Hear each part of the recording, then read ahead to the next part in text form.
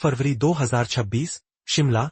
पूर्व केंद्रीय मंत्री व हमीरपुर संसदीय क्षेत्र से सांसद श्री अनुराग सिंह ठाकुर ने आज हिमाचल प्रदेश के मुख्यमंत्री द्वारा रेवेन्यू डेफिसिट ग्रांट, राजस्व घाटा अनुदान, आरडीजी, को 16वें वित्त आयोग, FC 16, द्वारा बंद किए जाने के संबंध में की गई टिप्पणियों पर एक विस्तृत तथ्यात्मक जानकारी प्रेजेंटेशन के माध्यम से साझा की, साथ ही कुछ बिंदुओं के माध्यम से कांग्रेस सरकार को घेरा, जिसमें कि अनुराग सिंह ठाकुर कांग्रेस सरकार को निशाना बनाते हुए कहा कि रेवेन्यू डेफिसिट ग्रांट, आरडीजी, पर कांग्रेस सरकार गुमराह कर रही है और कहा कि अपने वित्तीय कुप्रबंधन का ठीकरा केंद्र पर न फोड़े हिमाचल की कांग्रेस सरकार।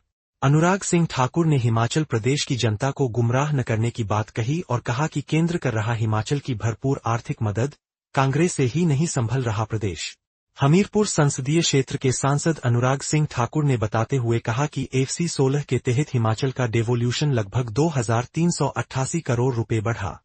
सांसद अनुराग सिंह ठाकुर की यह प्रेजेंटेशन 16वें वित्त आयोग के आंकड़ों और आयोग की रिपोर्ट में प्रस्तुत विश्लेषण पर आधारित है।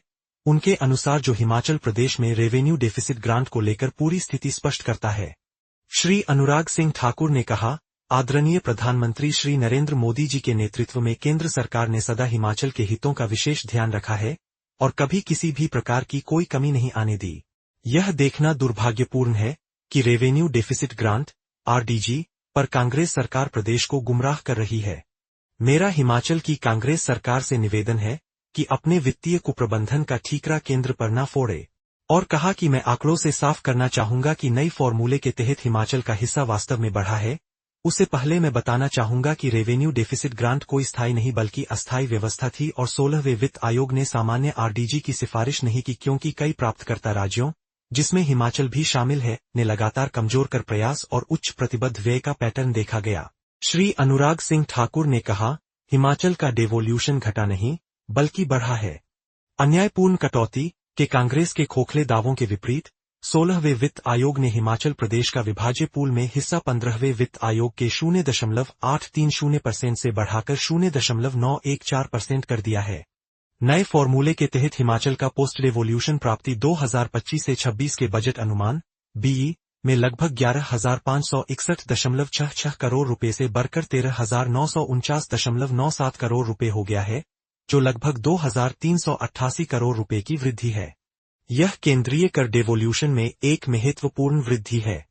15वें वित्त आयोग के तहत कोविड से उबरने में राज्यों की मदद के लिए आरडीजी फ्रंट लोडेड था और इसे स्पष्ट रूप से समयबद्ध, संक्रमणकालीन उपाय के रूप में तैयार किया गया था, जिसका उद्देश्य राज्यों को 2025 से 26 तक लगभग शून्य राजस्व घाटे तक लाना था।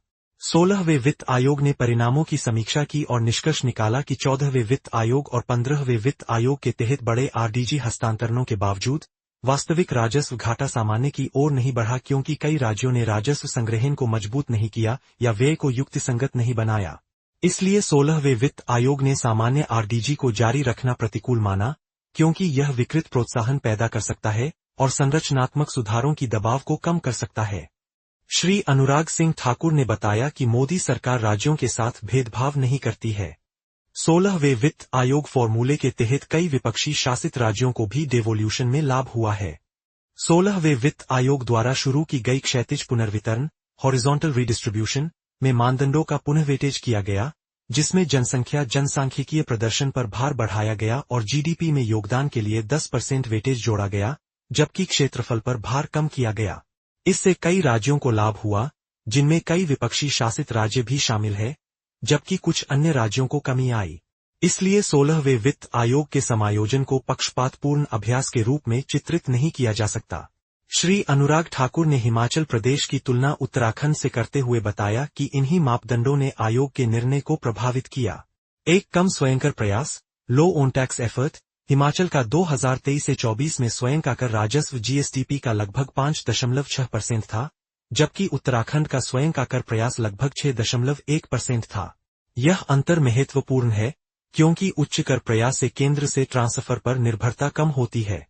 दो बड़ी राजस्व व्यय और कम वित्तीय स्थान, हिमाचल का कुल राजस्व व्यय जीएसटीपी का लगभग 21.0% था, जबकि उत्तराखंड का 15.0% था, जो दर्शाता है कि हिमाचल में आवर्ती प्रतिबद्धताएं अधिक है, जो विकास व्यय को सीमित करती है।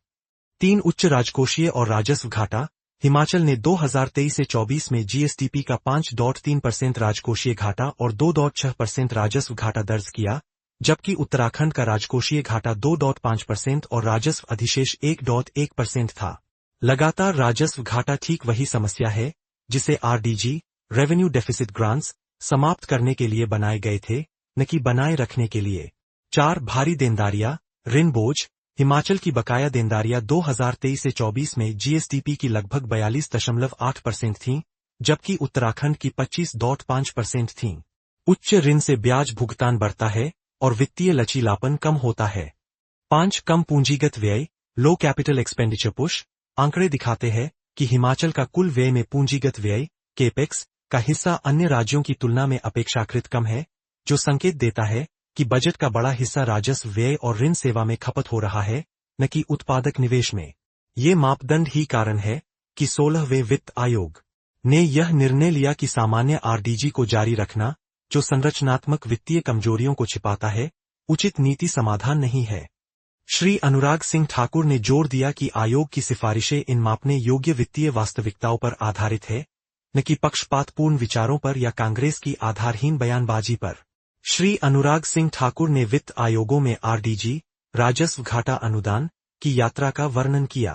पहले के वित्त आयोग, जैसे एफसी 12, एफसी 13, ने आरडीजी को विशेष श्रेणी के राज्यों तक सीमित रखा था। एफसी 14 ने कई राज्यों के फिर से घाटे में चले जाने पर बड़े आरडीजी को फिर से शुरू किया। एफसी 15 ने कोविड के बाद फ्रंट लोडेड ब्रिज ग्रांट्स प्रदान किए, जिनका स्पष्ट उद्देश्य 2025 से 26 तक राजस्व घाटा लगभग शून्य करना था। एफसी 16 की मूल्यांकन के अनुसार आरडीजी सुधारात्मक के बजाय आवर्ती, रिकरेंट, ट्रांसफर बन गए हैं, इसलिए इसने नियमित आरडीजी को बंद करने का फैसला किया और इसके बजाय लक्षित उपकरणों, टारगेटेड इंस्ट्रूमेंट्स तथा आवश्यकता अनुसार बढ़ी हुई डेवोल्यूशन का समर्थन करने की सिफारिश की। यह ऐतिहासिक तथ्य दर्शाते हैं कि एफसी 16 का कदम एक स्थापित नीति चक्र की पूर्णता है, जो अस्थायी राहत से सुधार उन्मुख, सशर्त ट्रांसफर की ओर बढ़ रहा है। श्री अनुराग सिंह ठाकुर ने अपनी बातचीत का समापन हिमाचल प्रदेश के लोगों से सीधे अपील करके किया। हिमाचल प्रदेश की जनता कांग्रेस के खोखले दावों से न भटके।